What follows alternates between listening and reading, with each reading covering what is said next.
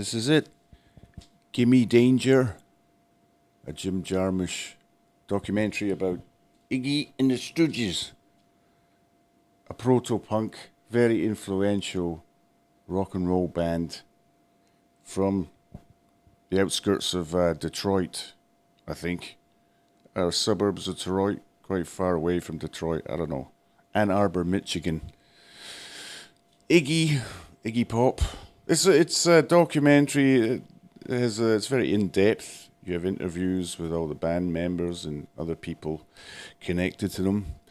Takes you right back to Iggy Pop's childhood. If you don't know Iggy Pop, he's sort of the leaping maniac with the bare chested at the age of 84, still strutting around, impaling himself on audience members.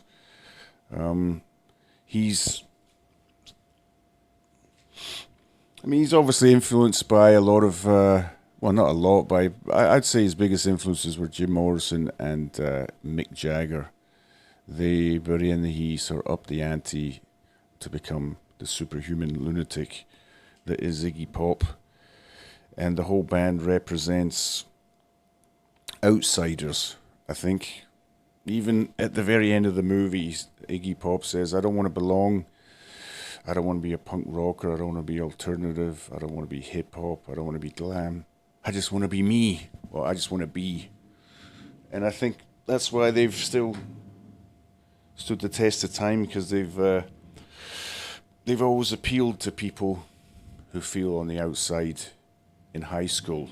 He also says towards the end of the movie that when he was a teenager, there were sort of the cool jock kids at school, and he kind of admired them or looked up to them a little bit. And then they made fun of Iggy because Iggy, even though his parents were quite intellectual and teachers, they lived in a trailer.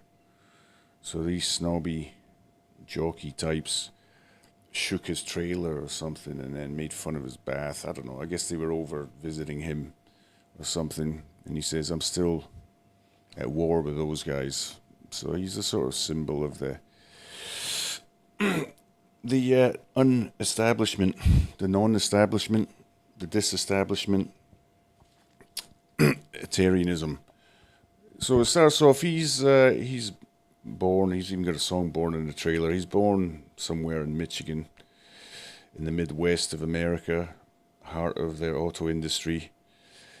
And he grows up in Ypsilanti, which is a little town.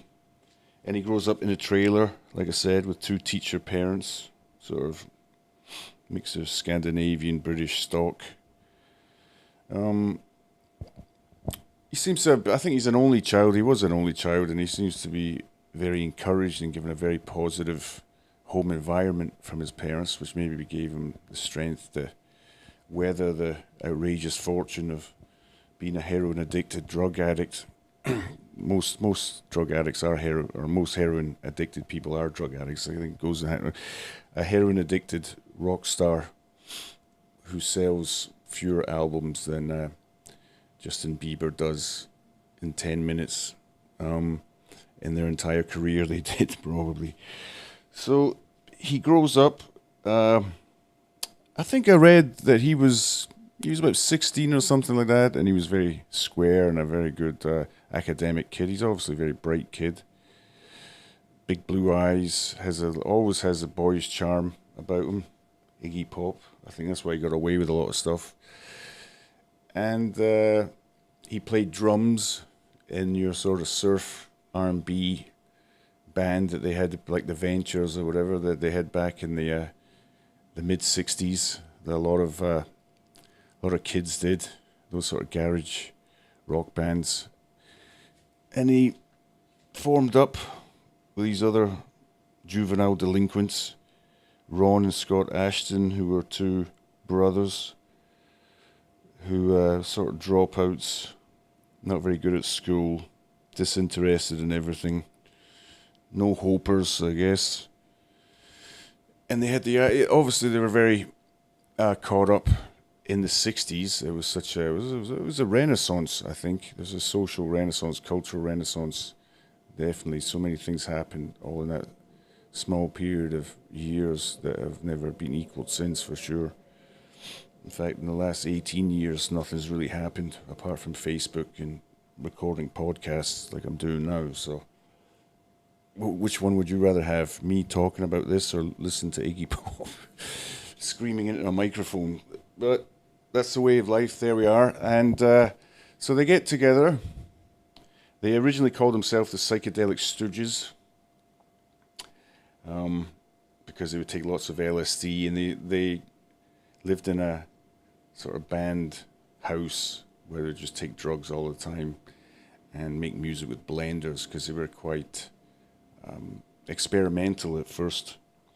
Iggy's an intellectual. He likes all different types of music, not just rock music.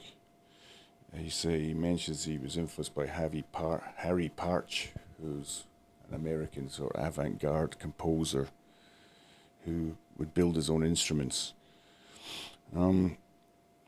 Then they somehow, I think the Ashton brothers' sister was dating Fred Sonic Smith, who was in a band called the MC5, the Motor City 5, who were kind of the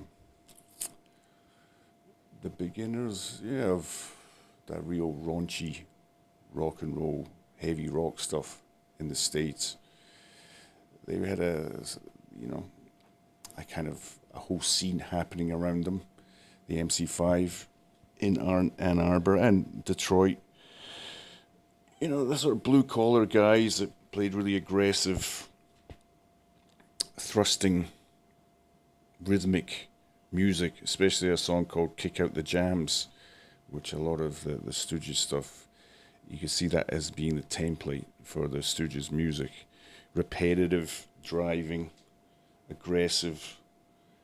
And I was thinking about what this music actually is. I think the basis for people liking it so much is that it's adrenaline.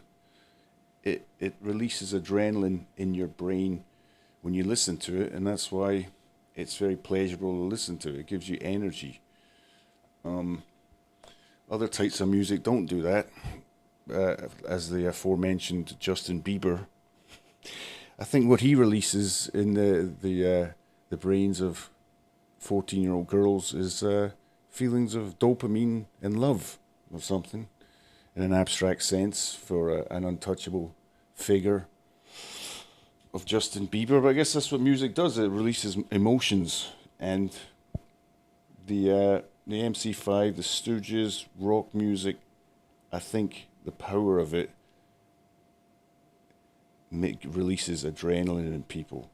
Heavy rock, hard rock, even other bands, AC/DC, they've all got a sort of testosterone as well. Makes you puff out your chest and keep going, the sort of stuff you want to listen to when you're going into a trigonometry exam or into a battle during Second World War, one or the other, or both combined. So they're in there, they start circling, the Stooges start circling and hanging out with the MC5, being part of their little scene there, playing in high school. It's quite funny to see the high school that they play in the student union, the high school gym. It's like, this is the Stooges playing in, mom and pop America's high school gym. And when they're backing up the MC5, Danny Fields comes along, who was the A&R man for Elektra, who had signed the Doors. And Iggy actually says he saw the Doors a couple of times, once when Jim Morrison was on LSD. And I think Jim Morrison is the sort of instigator of that confrontational frontman thing going on. I don't know who did it before him. Elvis did it, but not in a confrontational manner. Just him being who he was so shocking to everybody. I think Elvis obviously is not the most amazing conclusion to come to. Started the whole thing. If you ever watch on YouTube, you could see Elvis being interviewed by Frank Sinatra on Frank Sinatra's show. And Frank Sinatra, even though he was a cool guy, obviously, he looks like such a square compared to Elvis. So if you're making Frank Sinatra look like a square, there's something about you that you've got. And I think, they all say Elvis started the whole thing. That whole rebellious underlying sexuality, going against conformist society that tells you how to behave, and that's tiring to be in that kind of society. You know, it's boring. It another thing about that music is it releases the animalistic side of human beings. I think the one where we're not the way society's force us to damp down our aggressions and a lot of things that we have within us that come from our primordial past. And we have to do that in society to stop us all killing each other, but it also needs an outlet. And I think rock music in the modern days, obviously there's other types of music that can do it as well, but definitely because the 50s in America was so conformist after the Second World War, there was a real pressure. I think that the parents had lived through the Second World War and gave the kids a non-stop guilt trip about, well, we had to go through this, you better do what I say. And the kids got sick of it and rebelled against the stifling conformity. And Elvis is ground zero for that. I mean, even like Frank Sinatra, the Rat Pack, they were all kind of middle-aged guys. That was the changing. In a way, it is like a baboon troupe. You've got the silverbacks. I don't know, they don't have silverbacks and baboons, but and then the younger guys come up and challenge them, and then they take over. And you know, the most salient example of that is Elvis. So then we go from Elvis, and then we get into the 60s when all the baby boomers grow up and become teenagers, late teenagers. And you've got the cultural figures leading the way. Obviously, the Beatles are number one. And then the Stones come along. Yeah, the Stones are, I think, well, actually, the Stones are before Jim Morrison, but I don't think Mick Jagger, he is sort of confrontational, but not as much as Jim Morrison. Definitely the Stones, I think, are the first bad boys, you know, to be out and out, to cultivate that image, to just try and look like thugs. Maybe Link Ray or something in the 50s, or Gene Vincent, but who knows, they've all been at it. But anyway, the Stones in the 60s generation, then the Doors came along, who were influenced a lot by the Stones, and Mick Jagger, and Jim Morrison took it to his drunken extent. And then Iggy comes along, and then he takes that aspect of Jim Morrison's persona and the Stones, the driving quality of the Stones, which is based on, you know, black music and I'd say Celtic music as well. Nothing to do with the fact of me being Scottish, honest, but the sort of driving quality that Irish reels have. I think that's I mean, if you listen to hillbilly music, rockabilly, it doesn't sound like when Elvis does That's All Right, Mama, it sounds different from Big Mama Thornton doing it. It's faster, and it's got an element of that sort of, you know, that comes from Celtic music, I'd say. And that's what kind of rock music is. The driving groove of African-based music and the fast sort of yee-haw quality. Those are the technical terms of British Celtic music. Irish, Scottish, and English too. I saw a really fascinating interview with John McLaughlin, who used to play guitar for Miles Davis. He's an incredible virtuoso guitarist, not just one of these stunt guitarists. That just, I mean, he does play technically brilliant, but he's also he did some incredible recordings with Miles Davis and stuff that I don't like as much with, like Weather Report. He talks about that all music is a form of fusion. And I was thinking about this in relation to the 60s, because what happened in the 60s is the American mixture of like African-based music, black music, and then country music, that kind of Celtic music. Then it went back over to Britain, and it kind of mixed with the British culture of music hall and the working class culture that Britain has, singing at stadiums, all that kind of thing. And it's, in a way, it's kind of I'd say it's more cerebral culture in Britain than it is in America. A lot to do with the media and the BBC and all that. and they brought it, and it's more maybe literary, and they brought that back over to the States. But that is a fusion. You know, the British added that quality to it. And yeah, I mean, in modern music, so much modern music I hear Jamaican influences from like ragamuffin music that I used to listen in the 80s. That other, I don't know, like all these Drake, who I think is terrible, but they all, it sounds much more connected to Jamaican music than it does to like soul music from the 70s and 60s. To me, anyway. Even Ed Sheeran with that, I'm in love with your forcep or whatever what that song is. The rhythm, that sounds like a Jamaican rhythm to me. Except that when it was done in Jamaica, I enjoyed it and it was good. And when he does it, you know, it's time to stick pins in your eyes and take a chainsaw to your own neck. In a good way. Back to the film. I've decided with these podcasts, I'm just going to rabbit on about whatever comes into my mind. I'm not getting paid. So for the first one I did about The Shining, it took about 2 weeks to prepare. I can't be bothered to do that. I'm just going to rabbit on and wing it and talk about stuff that's kind of interesting to me. So they get together, the Stooges, they're playing shows. Danny Fields, who I read is one of the first people to be an openly gay man in the music business, signed them. Obviously looked at Iggy, he thought this guy's an incredible performer, because Iggy would just, I've heard him talk about it, he said he won't let an audience just sort of sit there and watch passively. He will involve them. That's all there is to it. If he has to jump on them or anything to get them involved. You know, he says he's influenced a lot by James Brown as well, which you can hear from the screams and the rhythm of the music. He is he's the James Brown of punk rock. I mean, he's called the Godfather of punk. And so Danny Fields, who's Elektra, you know, it's a big record company. They get signed along with the MC5, and they head over to New York. They record the album there, the first album, The Stooges, and it's they showed up with 4 songs. And John Cale from the Velvet Underground, who's also a very, very influential band.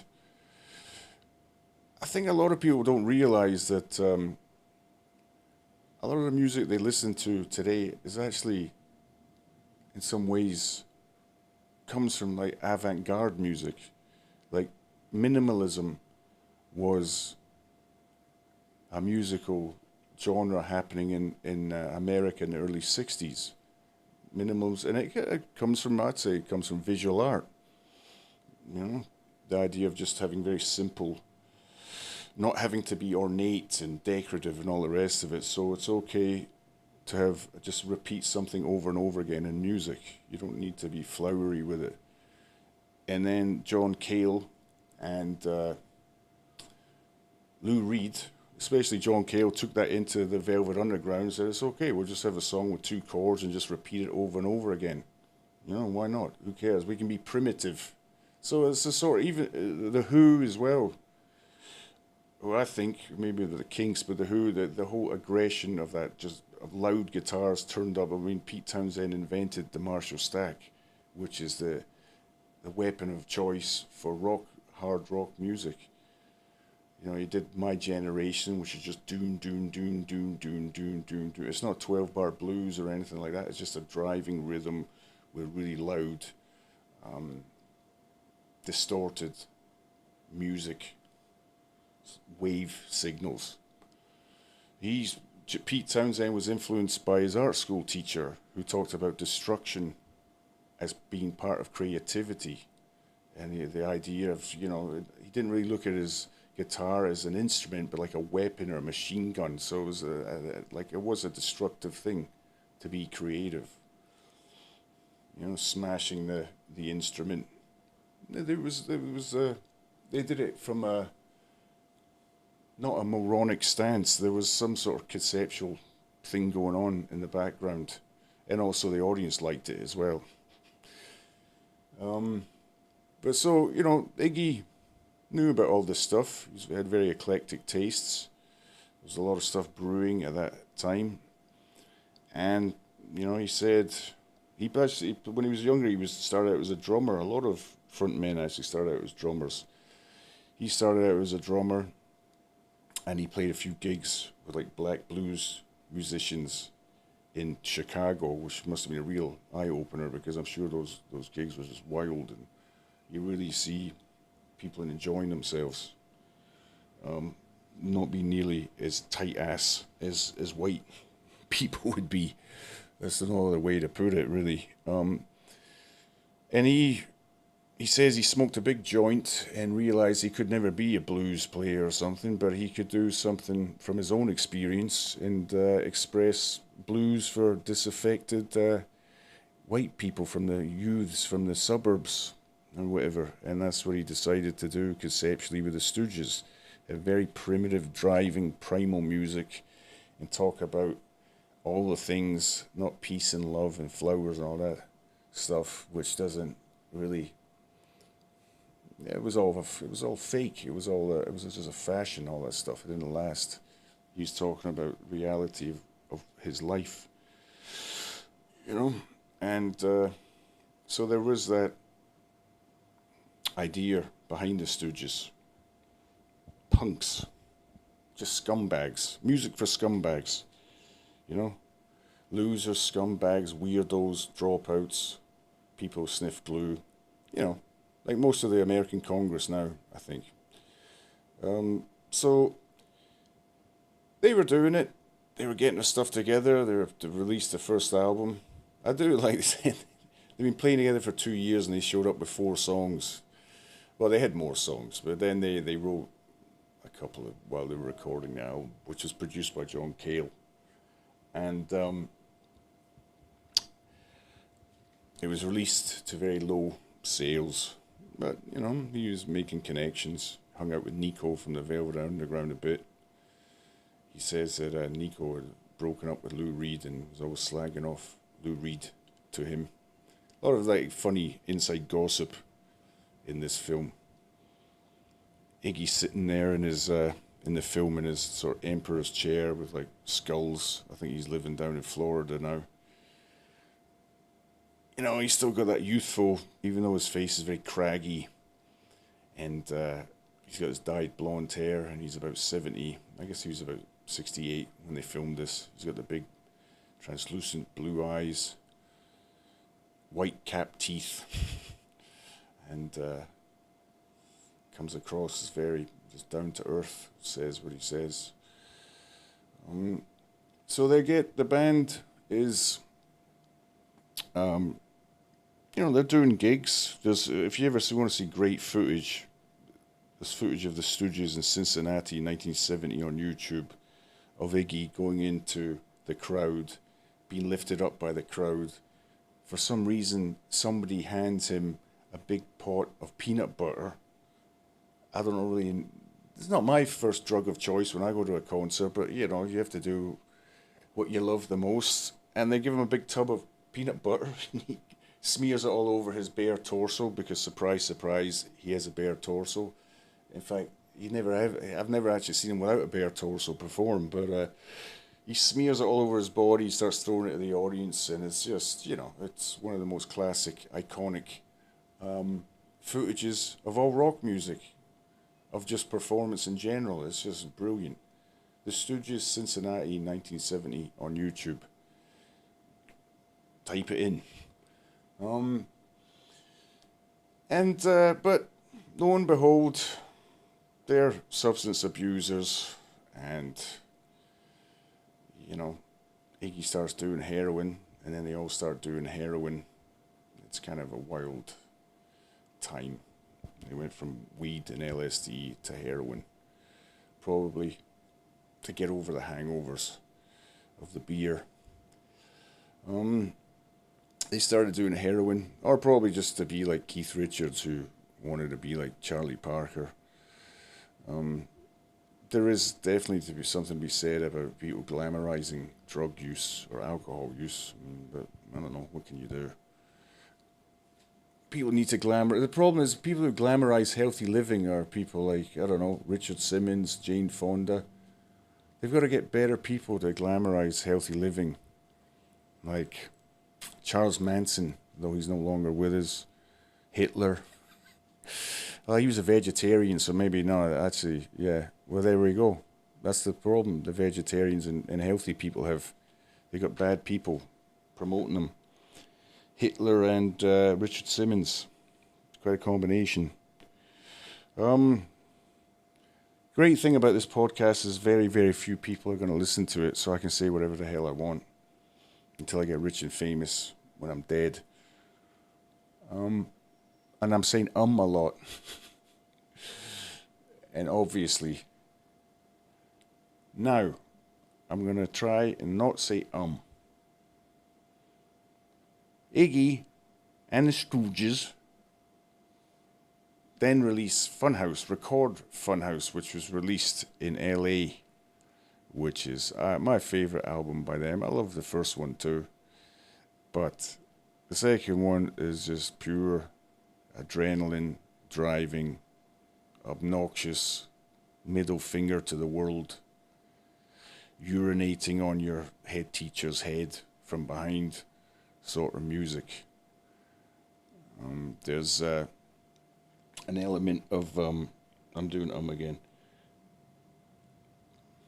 What can I say about it? There's an element of, he said James Brown, he's influenced by Miles Davis's Bitches Brew, he says, and they decided to include some free jazz, so they got a guy called Steve Mackay and told him to play like Maceo Parker on acid. Maceo Parker was the saxophonist for James Brown at the time.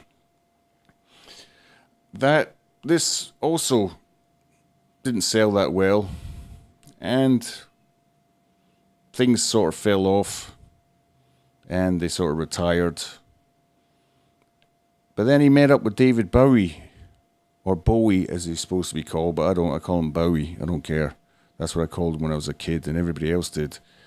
David Bowie, who took a shining to Iggy Pop, took him under his wing, and this is after Bowie's years of struggle, he started to hit the big time, like 71, 72.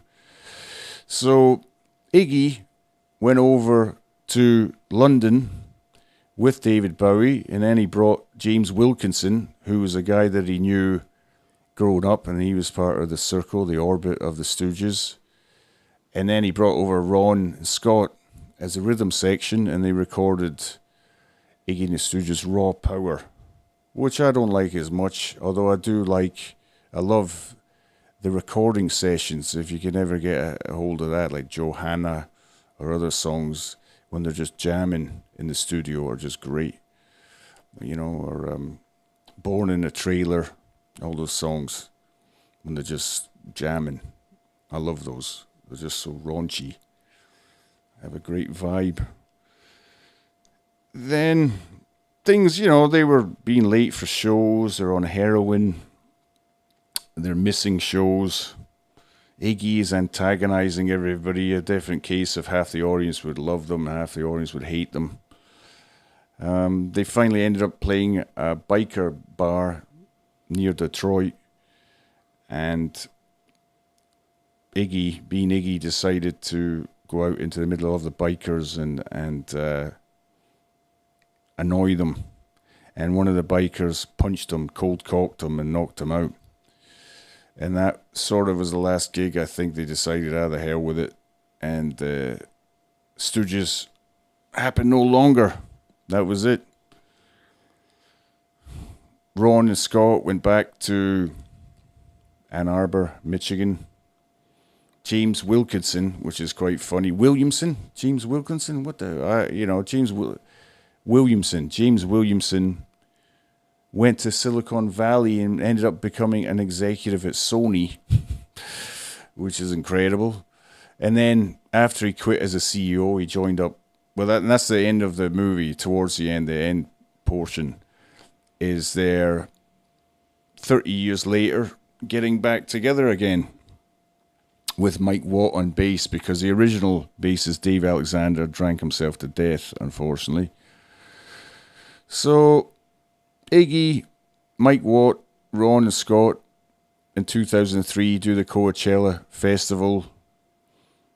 And I saw them in 2007 in the Royal Festival Hall in London. I went up, he invited us all on stage, everybody in the audience.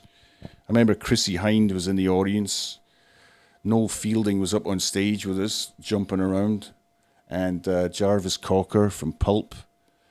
And anybody else famous? Yes, so it was pretty cool. You know, everyone was up there worshipping, not just Iggy, but the whole band, the Stooges, what they represent. Music for outsiders and weirdos and creative types. You know, the stuff that people that, the scum of the earth, scumbags. So they got together. It was great to see. To be honest with the Stooges, I never really got into them until about. I had a couple of songs. I like Dirt. My friend had Funhouse. For me, they always had the pallor, for some reason, of new wave, because a lot of people who are into new wave sort of liked them. And I remember Iggy Pop from. I liked The Passenger, sort of. And then he had that song Real Wild Child, and I thought, and he was jumping around. I thought, I'm not. It just reminded me of the Thompson Twins, because I didn't know enough about it. I didn't think about it. It just was in that category. Anything that had any relation to new wave in the 80s, I detested. That's why it took me a long time to get in the Joy Division. I got in the Joy Division because I was watching this French movie with Gérard Depardieu and Emmanuelle Bier. I don't know how to say her name. And there's one scene where she's driving. This was like 2006 or something. She's driving the car and she puts in the Joy Division. And it was Atmospheres. And I listened, I thought, that was good. I enjoyed that. Because to me, Joy Division, I put them on in the category of new wave, annoying poncy bands from Britain during the early 80s. And then I got from the library Joy Division, and I loved them. I thought they were brilliant. Not all their songs, but a lot of them. So Iggy was sort of like that. 2001, I just got a cheap CD of the Stooges, and it was their stuff that they'd just recording sessions, jam sessions, and I just loved it. Just like raunchy, groovy, great rock and roll, really obnoxious, and funny. And abrasive, but in a good way. And that's when I started liking Iggy and started finding out more about him. Before, I just thought he was just sort of a mediocrity or something. I didn't really know about him, so there you go. Same with the Smiths. I didn't really get into the Smiths until 1994. A friend of mine I went to art school with, who I played in a band with, he played that, but he would constantly, to me, I just heard Morrissey's voice and thought it was incredibly grating and annoying. I just thought he was complaining all the time. And, you know, it was like Depeche Mode, but worse. Not that. I mean, I like the How Soon Is Now song, like everybody does. That is immediately going to grab you. And then he kept quoting Morrissey lyrics to me. Like, you know, like if what she asked of me at the end of the day, Caligula would have blushed, and lots of, like I said, he wrote that, like really outrageously funny lyrics that I just thought he was just whinging and moaning all the time. And I started listening to him, and I started loving the Smiths. So that just goes to show you that you've got to keep an open mind if you want to allow yourself to. Another thing that's just happened recently, this in the last couple of days, this guy called Post Malone, who I saw him on YouTube, and you know, he looks like Kid Rock or something. He looks like an idiot, like a white guy pretending to be black. You know, the sort of catchy, hooky songs he's singing. And then I saw a little profile of him interviewing him, and he's not one of these guys pretending to be a black gangster or something like that. He's kind of an eccentric, weird guy who has a lot of musical talent since he was a kid, and he's got a lot of charisma too. So I can see why all the kids like him. He's very different. The style of music he's playing is that mumble rap, which, I mean, to be honest with hip hop, I loved hip hop. I was around when it first came out back in the 80s, the golden age of hip hop, and I remember the great songs coming out. You know, Eric B. and Rakim was my favourite. But then I think I got a bit bored of hip hop, especially when it just got into talking about, you know, shooting people non-stop and talking about champagne. I just don't care about any of that stuff. It's not interesting to me. And the lack of melody, you know, just guys rapping over and over again. It's just, I just like melody, something to sing along to. And I think these mumble rap guys have sort of brought that back in, even though the older hip hop guys hate them. You can't really understand what they're saying, but because it's all about melody. Melody seems to be making a reappearance, which is good because melody is what it's all about, if you ask me. And the old hip hop ones from the golden age had melody too, and it was vital and it was like new and all that. But I really think hip hop went down the toilet, a lot of it. I mean, yeah, Kanye West is great. Kendrick Lamar is interesting. I don't totally love his rapping style. Jay-Z, I've never understood why people liked his rapping style. I thought it was rubbish. Eminem, I don't understand why people like him. Or say, I mean, yeah, he's all right, but why people think he's so brilliant, I just don't understand. Snoop Dogg, I don't like all his beats, unfortunately, but every time he raps, I like the way he raps. He's just got a great, and that's another thing about this Post Malone guy. I saw this in The World We Live today. Snoop Dogg has a show with Moira Stewart, some kind of cooking show, and I think they've both been in jail. Well, there's so many jokes have already been said, it's not even worth, but this Post Malone guy was on there, and he actually sort of seemed to have more charisma than Snoop Dogg at that particular time, which, to outshine Snoop Dogg, I don't know if it'd be a permanent thing, but he certainly Snoop Dogg seemed a bit, oh shit, this young kid, he's getting more attention than me. So there is something about that guy, Post Malone. Maybe he'll come up with better music. He's got an ear for melody. Anyway, back to the Stooges. They got back together in the 2000s. It's good to see the circle of life coming back. Ron got to play, Scott got to play, James Williamson after he left his job, got to play, and everything was resolved. Iggy's still going. But the Stooges, they represent their music. If you want to feel adrenaline and rhythm, that's the problem I have with the Ramones. They don't have a groove. Like I can't really listen to them. Whereas the Stooges have a groove you can dance to. You know, he's obviously very, very influenced by black music. James Brown, especially, he says. So you got that, you can dance to it, and yet you get the power, aggression, and adrenaline of the loud amps and the driving force of it, and him screaming, and his lyrics, which are very poetic about certain states of mind.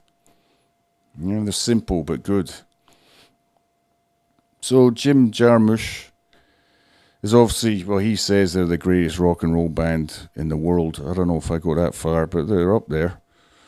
They're the greatest of that type of rock and roll band in the world. Greatest example of that. Definitely a very good and lengthy, an hour and 48 minutes, which the Stooges deserve. Great footage in the film that I've never seen before. If only there was more footage of Iggy. Just think of all those great shows that he was at with the band, and all the thing. Wouldn't that be great to have that on film? instead of the crap we have on film nowadays of everything. Footage of, well, there's more footage of my my landlord's lunch than there is of Iggy Pop and the Stooges, and that's in the last week on Facebook. But what can you do? It's the way of the world. It is a rare and bright jewel amongst a stinking morass of sewage and diarrhea overflowing from a toilet. And on that happy note, how long have I done? 40 minutes. Sounds good. Gimme Danger, Jim Jarmusch. Check it out.